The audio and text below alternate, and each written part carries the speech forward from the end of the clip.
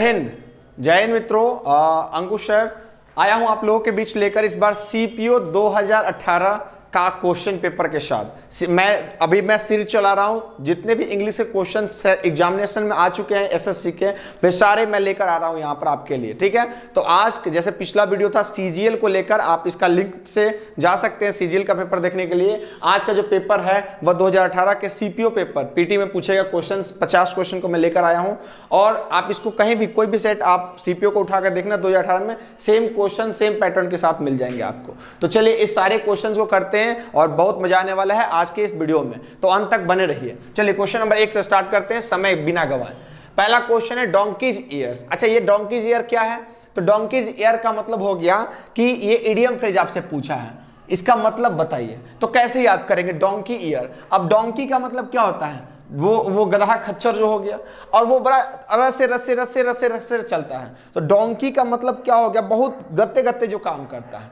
अब बताओ, तो डोंकीज ईयर्स इसका मतलब हो गया एक ऐसा काम, ठीक है, जो बड़े लंबा समय तक चला हो, बहुत लंबा समय तक चलने वाला काम धीरे धीरे। तो उसे हम क्या बोलेंगे? वंस इन अ वाइल नहीं, हैविंग लॉन्ग ईयर्स नहीं, कान का कान से संबंध नहीं होगा, इंस्टेंटली नहीं, a very long time answer. Answer क्या करेंगे? एक लंबा समय। तो डोंकी से याद रखना, बड़ी धीरे धीरे काम करता है, लंबा समय को बोलेंगे तो डोंकीज ईयर का आंसर डी।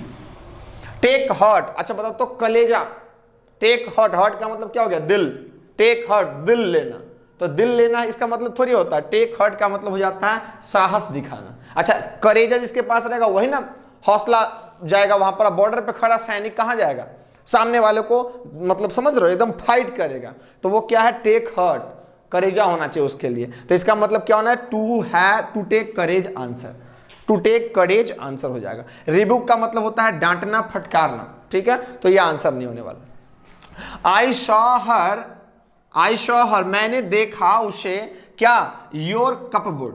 अच्छा, तुम्हारे कपबोर्ड को करते हुए, क्या ओपनिंग? सर 2 + V1 आता है, तो 2 ओपनिंग तो गलत हो गया। 2 ओपन तो कम से कम एक सही लाइन है, लेकिन क्या यहाँ 2 ओपन होगा? तो याद रखना, आई शॉ हर योर कपबोर्ड, योर क्या हो गया?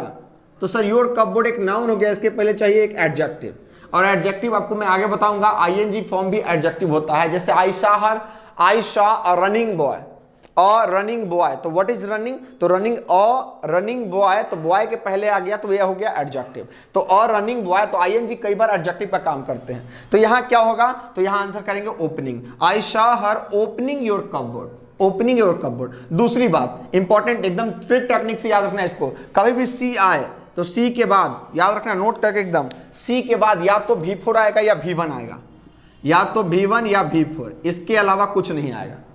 तो आंसर क्या करेंगे यहाँ पर? ओपनिंग। V1 तो डायरेक्ट है नहीं ओपन, तो आई शॉ हर ओपन योर कपबोर्ड भी हो सकता था, लेकिन आई शॉ हर ओपनिंग योर कपबोर्ड ज्यादा बेटर है।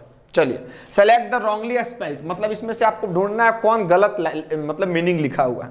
ये सीपीओ 2018 का पेपर हम सब डिस्कस कर रहे हैं, ध्यान रखिएगा। तो चलिए, डिवॉट, DEVOUT सही है। डिवॉट का मतलब होता है श्रद्धालु, श्रद्धा अर्पित कर, जो श्रद्धा अर्पित करते हैं, श्रद्धा कपूर नहीं, श्रद्धालु। डिवॉट, डिवॉट का मतलब श्रद्धा।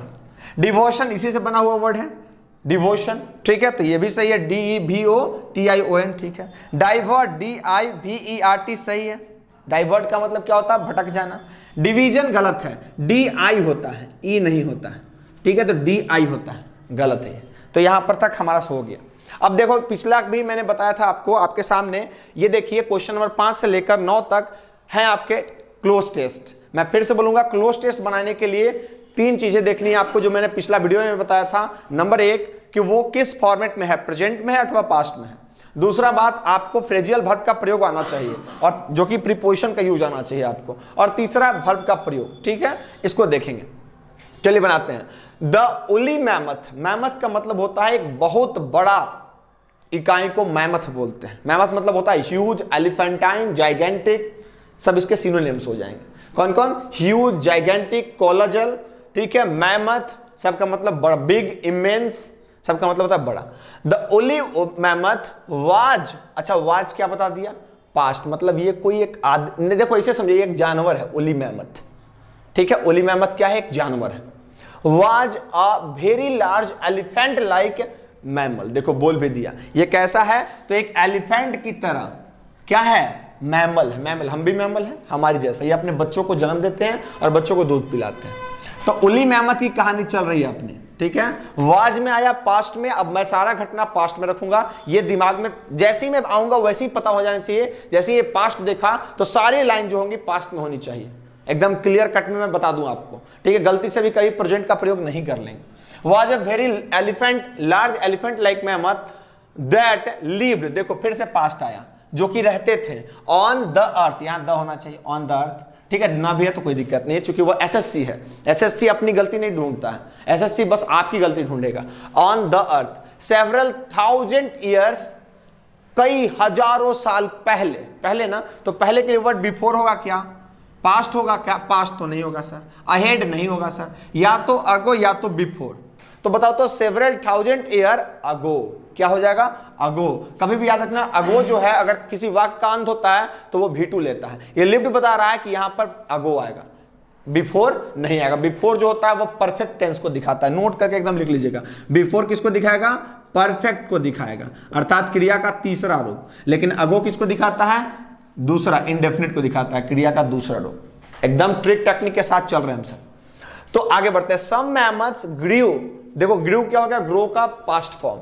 कुछ मैमथ्स बढ़ते थे टू बी 4 मीटर्स, जो कि 4 मीटर तक जाते थे। क्या लो, 4 मीटर लो होता है क्या, नहीं। 4 मीटर लॉफ्टी सर, क्या अनाप शनाप बात कर रहे हैं। 4 मीटर ह्यूज, बाप रे बाप, 4 मीटर ह्यूज नहीं, ह्यूज का पैमाना जब भी देंगे तो उसको लंबाई चौड़ाई और गहराई, या लंबाई चौड़ाई ऊंचाई तीनों देंगे तब वो ह्यूज होता है। ह्यूज समझ में आ गया, उसमें एक वॉल्यूम होना चाहिए, एक इकाई से हम ह्यूज नहीं कहते हैं, ये भी खत्म। तो क्या आ गया आंसर, हाई, 4 मीटर हाई। आप मुझे बताइए तो आपका लंबाई नापना है तो यू आर 4 मीटर या 2 मीटर या 3 मीटर 1 मीटर लॉन्ग या हाई, बताना है आपको, ठीक है। तो अपने सजीव के लिए हाई का प्रयोग करते हैं और निर्जीव के लिए क्या करते हैं हम सब, क्या हाई और टॉल का प्रयोग करते हैं, ठीक है। आगे बढ़ते हैं, तो चलिए आगे बढ़ते हैं। तो यहां तो आंसर हो गया क्या, 4 मीटर, ये तो अपने दिमाग से हमने बना लिया, high. And the largest weight almost 9 tons, और देखो जो बड़ा होता था वो 4 मीटर, समझ रहे हो 4 मीटर कितना ऊंचा हो गया। तो 4 मीटर तक बड़े होते थे और करीब करीब 9 टन होते थे भारी। इतना था उसका जो एलिफेंट की तरह दिखता था। अब वो पाया जाता है अथवा नहीं, नहीं।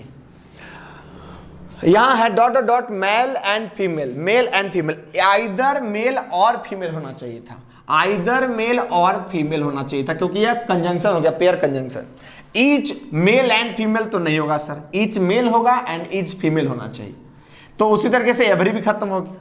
तो अब आइदर होगा नहीं तो बचा क्या, बोथ। याद रखना बोथ के साथ पेयर कंजंक्शन है एंड, एंड को देख के हम कहेंगे बोथ, यहां पर आया क्या, बोथ। तो both male and female mammoths had, देखो हैड परफेक्ट टेंस में आ रहे हैं, वेरी लार्ज टस्क, उसके बड़े बड़े टस्क का मतलब होता है 2 चीज, एक तो एक पेड़, पेड़ जो होता है पेड़ का निचला हिस्सा भी कटा हुआ है उसको भी टस्क बोलते हैं, ठीक है। जो हम लोग उसको क्या बोलते हैं, अरे पेड़ का नीचे से कट गया टंक, ठीक है, वो नीचे वाला एरिया, तो जो बढ़ी वगैरह रखे रहता है ना, बड़ा बड़ा मोटा मोटा सीला, उसको बोलते हैं टस्क, ठीक है। और हाथी के सूर को भी tusk. And walked dot dot dot, अब बताइए तो dot dot dot every continent, और वो लंबे लंबे सूर होते थे, वॉक्ड एवरी कंटिनेंट। अब बताओ तो यहां भरना on, into, under, over. Every continent तो अक्रॉस होना चाहिए था, ठीक है, अक्रॉस का मतलब पूरा कंटिनेंट में, लेकिन आगे बोल दिया एक्सेप्ट, तो इसका मतलब क्या हो गया कि अक्रॉस नहीं तो फिर लगाओ ओवर आराम से। प्रीपोजिशन का ज्ञान आपको होना चाहिए क्लोज टेस्ट बनाने के लिए, क्योंकि एक क्वेश्चन तो पक्का रहेगा। चलिए, तो यहां हो गया over every continent except Australia and South America, तो एंड लगा दो यहां से, ये तो अपने सेंस से आ जाएगा। तो देखा कितना आसानी से बन गया आपका सारा का सारा पैसेज। आगे बढ़ते हैं, अभी और भी क्वेश्चंस हैं। ये देखिए 10 नंबर ईरर दिया है, नो सूनर, ठीक है। अभी देखो मैंने यहां बोला था ना कि बोथ के साथ लगाना एंड, आइदर और, neither nor, no sooner than, ठीक है, नो सूनर। तो यहां देखो नो सूनर, नो सूनर ही हैड लेफ्ट, हैड के बाद क्रिया का तीसरा रूप, the house than, no sooner के साथ तो देन है सर, तो गलती क्या हुआ सर, याद रखना पूरे कंजंक्शन में कुछ ऐसे भी कंजंक्शन है जो कि इंपोस्टर है। इंपोस्टर कहने का सेंस हो गया बहुरूपिया है, उसमें से आपका एक नो सूनर है। नो सूनर कंजंक्शन के साथ साथ एडवर्ब भी है, और चूंकि जब ये एडवर्ब होता है इससे वाक्य की शुरुआत करेगा तो एडवर्ब के बाद एक वर्ब चाहिए होता है। कंजंक्शन का तो अपना ले रहा नो सूनर देन, लेकिन ये एडवर्ब भी है इसलिए अपने बाद लेगा एक वर्ब, तो नो सूनर के साथ हैड आएगा और उसके बाद आएगा ही, मतलब इन दोनों को आपस में अदला बदली कर दो। तो नो सूनर हैड ही लेफ्ट द हाउस, ये आंसर होना चाहिए। तो गलती कहां हो गया? बी खंड में। क्लियर? आगे बढ़ते हैं। Get a gold star. अच्छा देखो तो पाया एक गोल्ड स्टार, बाप रे सुनहला स्टार मिल गया उसको। तो गोल्ड स्टार जिसको मिल रहा है तो वो कैसा होगा? तो उसने मेरिट से लाया होगा गोल्ड स्टार, है ना, गोल्डन स्टार लाया होगा मेरिट से, तो to earn a merit point सही है। Clear? After the end of the lesson, इस लेसन के एंड तक you dot dot dot be able to write a paragraph on this topic. ये सारी घटनाएं तो क्या हो रही है? प्रेजेंट की बता रही है। इस टॉपिक को खत्म करने के बाद तुम होगे तो क्या होगे? Will be able. तो आंसर करना है विल बी एबल। चलिए और भी क्वेश्चन को मैं लेकर आता हूं 2 मिनट। तो आगे देखते हैं, यहां पर दिया आपका रॉन्गली स्पेल्ड, मतलब गलत ढूंढना इनमें से कौन गलत है। तो पहला है विलेन। विलेन तो VILLAIN, विलेन अमरीश पुरी, बिल्कुल सही है। वैल्यूएबल VALUABLE, वैल्यूएबल भी सही है। विक्ट्री VICTORY सही है। वैक्यूम का स्पेलिंग गलत हो गया। स्पेलिंग हमेशा याद रखिएगा, कई बार एग्जाम में आता है VACUUM होता है वैक्यूम, डबल यू होता है, डबल सी नहीं, तो वैक्यूम। ठीक है। नेक्स्ट रिसीव, ये भी करेक्ट स्पेलिंग में 13 और 14। रिसीव REC, ऐसे तो मैंने बताया था आई पहले ई बाद में, रिसीव ऐसा वर्ड है इसमें ई पहले और आई बाद में आता है, मतलब ये आपस में एक्सचेंज करिए, यही गलत है। तो आंसर हो जाएगा रिसीव, RECIEVE होता है। A wooden drum in which beer और ऑयल इज स्टोर। अच्छा जो लकड़ी का बड़ा बड़ा होता है गैलन, जिसमें या तो तेल रख सकते हो या फिर तुम क्या रख सकते हो, बियर वगैरह, शराब मदिरा वगैरह रख सकते हो, उसे क्या कहते हैं? गेल, क्रिस गेल, तूफान। गेल का मतलब होता है आंधी तूफान। ठीक है, बड़ा सा बवंडर, उसको गेल कहते हैं, इसलिए उसका नाम भी है क्रिस गेल। ठीक है। बेल का मतलब गट्ठर, रुआ हुआ का गट्ठर को बोलते हैं बेल, या फिर बोझा, रहड़ी का बोझा, मसूरी का बोझा, धान का बोझा, उसको बेल कहेंगे। बैरल, यस, इसको आंसर हो जाएगा बैरल। देखो हमारे यहाँ तेल आता है बैरल में आता है, तो बैरल वही लकड़ी का होता है। एक बैरल में कितना लीटर होता है जरा लिख के बताइए मुझे नीचे। कैचे का मतलब होता है भंडार, कैचे मतलब होता है भंडार, तो आंसर ये नहीं होगा। तो आंसर क्या हो जाएगा आपका? बैरल। नेक्स्ट साइनो बताना है गैलीवेंट। गैलीवेंट का मतलब होता है गली में घूमने वाला। देखो इसे याद करेंगे, गली गली गली। ठीक है, गैलीवेंट में गली है तो गलीवेंट, तो ऐसे पढ़ेंगे गैलीवेंट। गैलीवेंट को कैसे पढ़ेंगे? गली, और गली में जो लिखा रहता है वह घूमने का बड़ा शौक होता है, भर दिन बैठेगा, कहाँ चले के घूमे, वहां चलो घूमने, तो वो क्या है? गैलीवेंट है। उसको खाली टूर में मजा आता है, आंसर टूर। तो गैलीवेंट का मतलब होता है टूर। ठीक है, तो गली में ऐसे याद करेंगे, गली के लेकिन को टूर पसंद है सर, गैलीवेंट बराबर टूर। ठीक है। ट्रैकिंग, बोटिंग और हॉलीडे, ये सब एंजॉय का चीज है। बोटिंग, ट्रैकिंग, जंगल में घूमना फिरना, बोटिंग पानी में, हॉलीडे छुट्टी, टूर हो जाएगा। एंटो बताना है इमैन्कुलेट। इमैन्कुलेट का मतलब होता है जैसे देखो इधर, इमैकुलेट का मतलब हो जाएगा एकदम साफ सुथरा चीज को बोलेंगे क्या, एकदम आदर्श में रखा हुआ है, उसे हम बोलेंगे इमैकुलेट। ठीक है, इमैकुलेट का मतलब साफ सुथरा, एकदम क्रम में। तो क्या हो जाएगा इसका उल्टा? तो मैशी। मैशी का मतलब अस्त व्यस्त कर देना, एंटोनिम हो गया इसका। ठीक है, बाकी अनटर्निश्ड, फ्लॉलेस और सिस्टमैटिक, तीनों ये चारों आपस में सिनोनिम हो गए। तो आप कह सकते हो क्वेश्चन बराबर A बराबर B बराबर C, तो एंटो क्या हो जाएगा? D। कई बार आपको बताऊंगा कहानी कैसे बनते हैं। All together the toys are all together in the cupboard, they are not properly arranged. अब इस क्वेश्चन को कैसे बनाएंगे? थोड़ा सा टेक्निकल फॉल्ट है क्वेश्चन में। ऑल्दो द टॉयज, ठीक है, टॉयज के लिए आया आर, बिल्कुल ठीक है।